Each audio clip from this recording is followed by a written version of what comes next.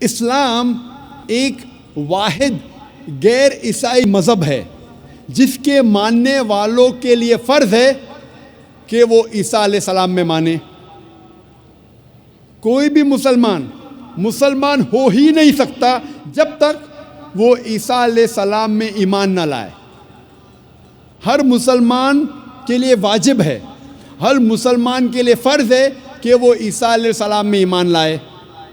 ہم مسلمان مانتے ہیں کہ عیسیٰ علیہ السلام ایک اللہ سبحانہ و تعالیٰ کے بھیجے ہوئے عظیم پیغمبر تھے۔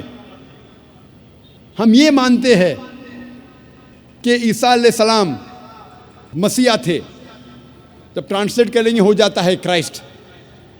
ہم یہ مانتے ہیں کہ عیسیٰ علیہ السلام ایک چمتکار کے ذریعے پیدا ہوئے تھے، بنا والد کے پیدا ہوئے تھے، جو کئی ماڈرن کرسچنز آج نہیں مانتے۔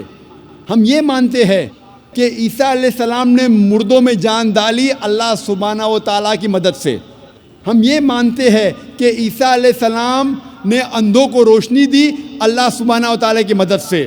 ہم یہ مانتے ہیں کہ عیسیٰ علیہ السلام نے بیماروں کو شفا دی اللہ سبحانہ و تعالیٰ کی مدد سے۔ ہم مسلمان اور عیسائی ہو تو یکساں چل رہے ہیں۔